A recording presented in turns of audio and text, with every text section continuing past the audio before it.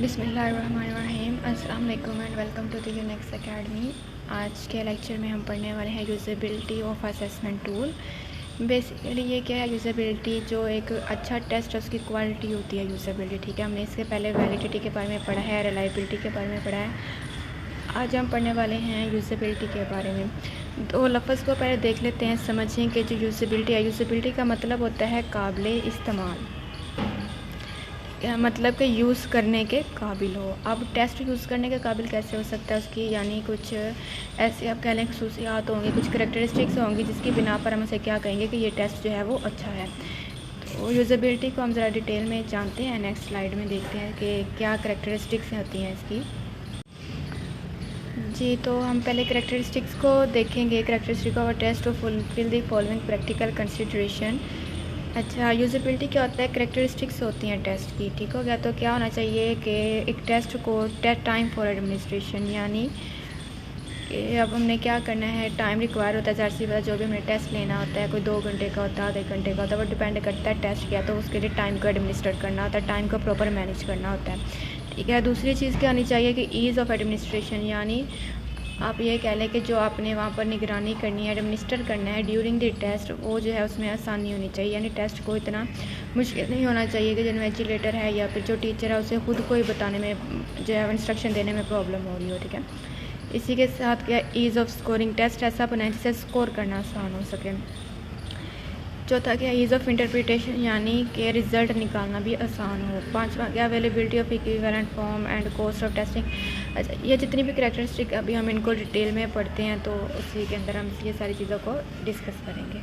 जी, अभी हम डिस्कस करते हैं ईज़ ऑफ एडमिनिस्ट्रेशन के। इसके अंदर क्या चीज़ें आती हैं। Test will be easy to administer, यानी जो टेस्ट है एडमिनिस्टर करना तब कब आसान हो सकता है जब क्लियर डायरेक्शन प्रोवाइड की गई हो टेस्ट पे, यानी जो भी आपने एमसीक्यूज़ का दिया है, शॉर्ट लॉन्ग जो भी दिया, आपने ऊपर इंस्ट्रक्शन देनी है कि इसको किस तरीके से सॉल्व करना है।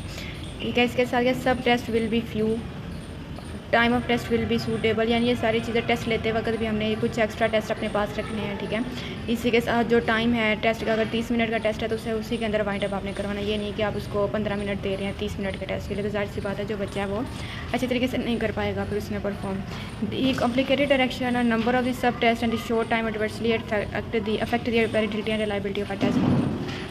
मुराद क्या है इसमें कि अगर हम डायरेक्शन यानी जो हदायत दी हैं वो बहुत मुश्किल से आपने दे दी हैं। ठीक है, ऐसे नहीं होना चाहिए, बल्कि बिल्कुल क्लियर और सिंपल लफ्ज़ों में आप उन्हें डायरेक्ट करें, उन्हें आप हदायत दें जिसके मुताबिक उस बच्चे ने टेस्ट सॉल्व करना है। ठीक है, इसी के ये ना होगा जैसे मैंने अभी आपको बताया कि 30 मिनट का टेस्ट आप उसको उसके लिए 15 मिनट दे रहे हैं, तो ज़ाहिर सी बात है जो शॉर्ट टाइम है वो आपकी वैलिडिटी और रिलायबिलिटी को भी क्या करेगा, इफेक्ट करेगा बुरे तरीके से। कि ईज़ ऑफ स्कोरिंग, यानी ईज़ हम कहते हैं आसानी को। ठीक है, यानी जब हमने टेस्ट बनाया उसको स्कोर करना, उसे चेक करना भी आसान होना चाहिए। Those tests are favored that offer ease and economy of scoring without sacrificing scoring accuracy। मतलब क्या कि जो भी आपने टेस्ट बनाया है, ठीक है, वो आप इस तरीके का बनाएं कि उनको चेक करना आसान हो। यानी इस तरीका का नहीं है कि आपने कोई ऐसा लॉन्ग क्वेश्चन दे दिया, जैसे for example right a detail note on human brain. अब ज़ाहिर सी बात है बच्चे तो उसके अंदर कुछ भी लिख सकता है, उसके स्ट्रक्चर के बारे में बयान कर सकता है, फंक्शन के बारे में कर सकता है, या वो किसी भी डायरेक्शन में जा सकता है। ठीक है, इस तरीके से नहीं आपने टेस्ट देना, बल्कि अगर आपने पार्ट्स पूछने हैं तो आप उधर मेंशन करें कि पार्ट्स ऑफ ब्रेन लिखें, अगर फंक्शन पूछने हैं तो फंक्शन ऑफ ब्रेन लिखें।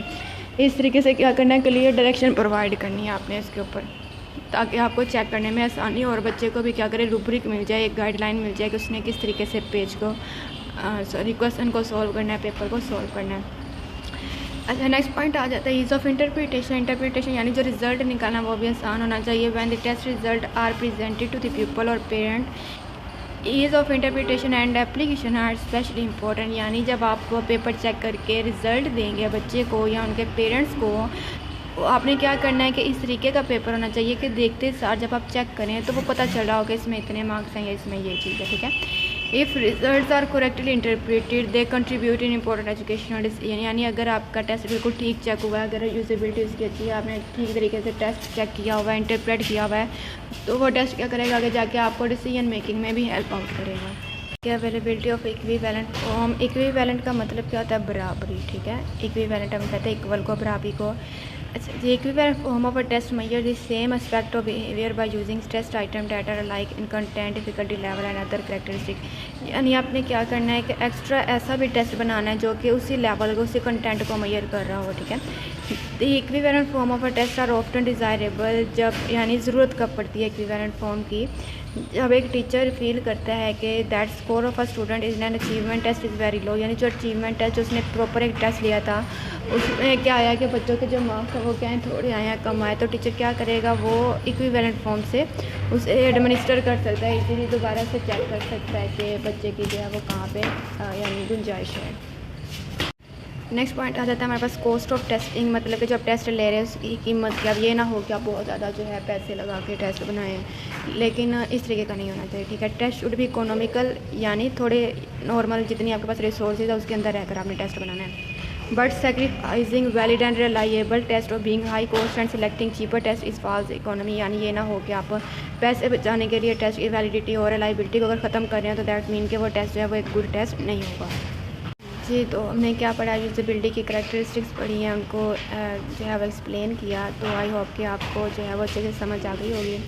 अगर आपका कोई क्वेश्चन है तो आप कमेंट में पूछ सकते हैं। इसी के साथ हम अब हमारे जो सोशल मीडिया अकाउंट हैं उनको भी फॉलो करें, सब्सक्राइब करें, ताकि आपको सारी इन्फॉर्मेशन साथ साथ मिलती रहे। जी, थैंक यू सो मच। इंशाल्लाह मिलते हैं अगले लेक्चर में। अल्लाह हाफिज़।